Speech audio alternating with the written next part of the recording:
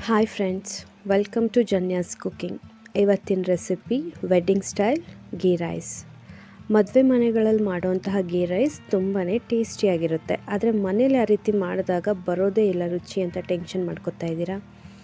ಇವತ್ತಿನ ವಿಡಿಯೋದಲ್ಲಿ ಪರ್ಫೆಕ್ಟಾಗಿ ಮದುವೆ ಮನೆಯಲ್ಲಿ ಭಟ್ರು ಮಾಡುವಂತಹ ಗೀ ರೈಸ್ನ ಯಾವ ರೀತಿಯಾಗಿ ಮಾಡೋದು ಅಂತ ಹೇಳಿ ನೋಡೋಣ.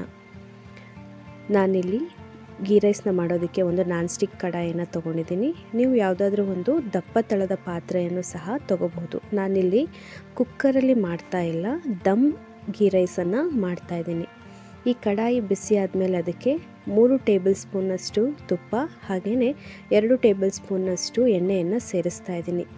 ಪೂರ್ತಿಯಾಗಿ ತುಪ್ಪದಲ್ಲೂ ಸಹ ನಾವಿದನ್ನು ಮಾಡ್ಕೋಬಹುದು. ನಂತರ ಎಣ್ಣೆ ತುಪ್ಪ ಬಿಸಿ ಆದಮೇಲೆ ನಾನು 20 ನಿಮಿಷಗಳ ಕಾಲ ನೆನೆಸಿಟ್ಕೊಂಡಿರುವಂತಹ ಸ್ಪೈಸಸ್ನ ಸೇರಿಸ್ತಾ ಇದ್ದೀನಿ. ಭಟ್ರುಗಳು ಈ ರೀತಿಯಾಗಿ ಸ್ಪೈಸಸ್ನ ನೆನೆಸಿನೇ ಹಾಕೋತಾರೆ. ಯಾಕೆ ಅಂದರೆ ಆ ಸ್ಪೈಸಸ್ಸು ನೆಂದಿರೋದ್ರಿಂದ ಒಳ್ಳೆ ಘಮ ಗೀ ರೈಸ್ನ ಪ್ರತಿ ಅಗಳಲ್ಲೂ ಕೂಡ ಬರುತ್ತೆ, ಹಾಗೆಯೇ ಚೆನ್ನಾಗಿ ಫ್ರಾಗ್ರೆನ್ಸ್ ಬರುತ್ತೆ ಅಂತ ಹೇಳಿ. ನಂತರ ಇದಕ್ಕೆ ನಾನು ಪಲಾವ್ ಎಲೆಯನ್ನು ಸೇರಿಸ್ತಾ ಇದ್ದೀನಿ. ನಿಮಗೆ ಸಿಕ್ಕಿದರೆ ಹಾಕ್ಕೋಬೋದು, ಇಲ್ಲಾಂದರೆ ಸ್ಕಿಪ್ ಮಾಡ್ಕೋಬಹುದು. ನಂತರ ಇದಕ್ಕೆ ಒಂದು 10 ಗೋಡಂಬಿಯನ್ನು ಸಹ ಸೇರಿಸ್ಬಿಟ್ಟು ಚೆನ್ನಾಗಿ ಫ್ರೈ ಮಾಡ್ಕೊತಾ ಇದ್ದೀನಿ. ಈ ಸ್ಪೈಸಸ್ನು ಕೂಡ ನಾವು ಚೆನ್ನಾಗಿ ಘಮ ಬರೋವರೆಗೂ ಹುರ್ಕೋಬೇಕು. ನಂತರ ಇದಕ್ಕೆ 3 ಕಟ್ ಮಾಡ್ಕೊಂಡಿರೋಂಥ ಹಸಿಮೆಣ್ಸಿನ್ಕಾಯನ್ನು ಸಹ ಸೇರಿಸ್ತಾ ಇದ್ದೀನಿ. ಇದನ್ನು ಸಹ ನಾವು ಚೆನ್ನಾಗಿ ಫ್ರೈ ಮಾಡ್ಕೋಬೇಕು.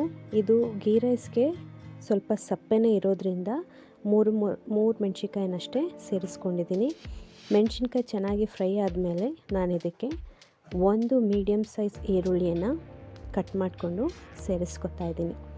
ಈರುಳ್ಳಿಯನ್ನು ಸಹ ನಾವು ಚೆನ್ನಾಗಿ ಫ್ರೈ ಮಾಡ್ಕೋಬೇಕು. ಈರುಳ್ಳಿ ಟ್ರಾನ್ಸ್ಪರೆಂಟ್ ಆಗೋಷ್ಟು ಬೆಂದರೆ ಸಾಕಾಗುತ್ತೆ.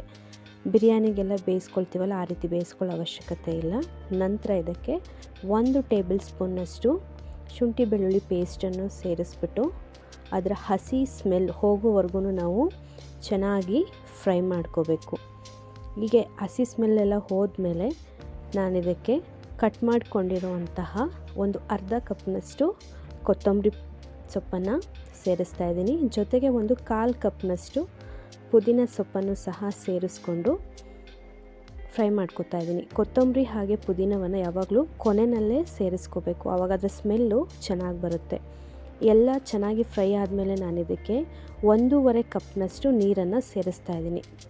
ನಾನು 1 ಕಪ್ನಷ್ಟು ಅಕ್ಕಿಯನ್ನು ತೊಗೊಂಡಿದ್ದೀನಿ, ಅದಕ್ಕೆ 1.5 ಕಪ್ನಷ್ಟು ನೀರನ್ನು ಸೇರಿಸ್ತಾ ಇದ್ದೀನಿ. ಯಾಕೆಂದರೆ ನಾನಿಲ್ಲಿ ದಮ್ ಗೀ ರೈಸನ್ನು ಮಾಡ್ತಾಯಿದ್ದೀನಿ, ಕುಕ್ಕರಲ್ಲಿ ಮಾಡ್ತಾಯಿಲ್ಲ. ಕುಕ್ಕರಲ್ಲಿ ಮಾಡೋದಾದರೆ ನಾವು 1ಕ್ಕೆ 2 ಲೋಟದಷ್ಟು ನೀರನ್ನು ತೊಗೋಬೇಕಾಗುತ್ತೆ. ದಮ್ ಮಾಡ್ತಾ ಇರೋದ್ರಿಂದ ನನಗೆ 1.5 ಕಪ್ನಷ್ಟು ನೀರು ಸಾಕಾಗುತ್ತೆ.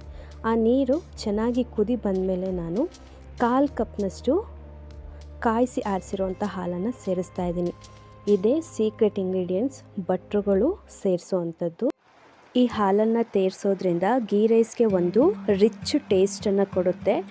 ಹಾಗೆಯೇ ಇದಕ್ಕೆ ರುಚಿಗೆ ತಕ್ಕಷ್ಟು ಉಪ್ಪನ್ನು ಸಹ ನಾನು ಸೇರಿಸ್ಕೊಳ್ತಾ ಇದ್ದೀನಿ. ಈ ರೀತಿ ಚೆನ್ನಾಗಿ ಕುದಿ ಬಂದಮೇಲೆ ನಾನಿಲ್ಲಿ 1 ಕಪ್ನಷ್ಟು ಜೀರಾ ರೈಸನ್ನು ಅರ್ಧ ಗಂಟೆ ನೆನೆಸಿಟ್ಕೊಂಡಿರೋದನ್ನ ಸೇರಿಸ್ತಾ ಇದ್ದೀನಿ. ನೀವು ಜೀರಾ ರೈಸ್ ಇಲ್ಲ ಅಂತ ಹೇಳಿದ್ರೆ ಬಾಸುಮತಿ, ಸೋನಾ ಮಸೂರಿ, ಬುಲೆಟ್ ರೈಸ್ ಯಾವುದನ್ನಾದರೂ ಸಹ ನೀವು ಸೇರಿಸ್ಕೋಬಹುದು.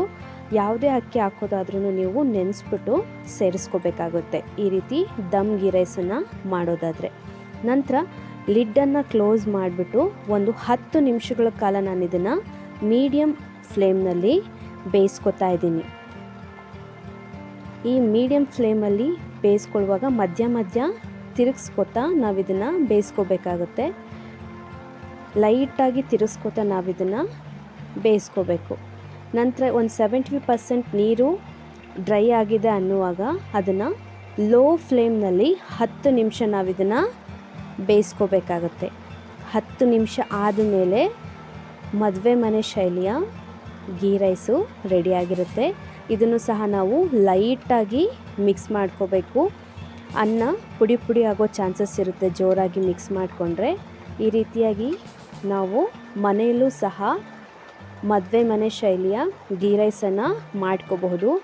ಈ ರೀತಿಯಾಗಿ ನೀವು ಕೂಡ ಮನೆಯಲ್ಲಿ ಈ ರೆಸಿಪಿಯನ್ನು ಟ್ರೈ ಮಾಡಿ. ಈ ghee rice veg kurma chicken ಸಾರು ಜೊತೆಗೆ ಬೆಸ್ಟ್ ಕಾಂಬಿನೇಷನ್ ಆಗಿರುತ್ತೆ. ನಾನಿವತ್ತು ಮೊಸರು ಗೊಜ್ಜು ಜೊತೆ ಸರ್ವ್ ಮಾಡ್ತಾಯಿದ್ದೀನಿ. ನೀವು ಕೂಡ ಈ ರೀತಿ ಮದುವೆ ಮನೆ ಸ್ಟೈಲ್ ಗೀ ರೈಸ್ನ ಟ್ರೈ ಮಾಡಿ ಹೇಗೆ ಬಂತು ಅಂತ ಹೇಳಿ ಕಮೆಂಟ್ ಮಾಡಿ. ವಿಡಿಯೋ ಇಷ್ಟ ಆದರೆ ಲೈಕ್ ಮಾಡಿ, ಶೇರ್ ಮಾಡಿ. ಜನ್ಯಾಸ್ ಕುಕ್ಕಿಂಗ್ ಚಾನಲನ್ನು ಸಬ್ಸ್ಕ್ರೈಬ್ ಮಾಡ್ಕೊಳ್ಳಿ. Thanks for watching.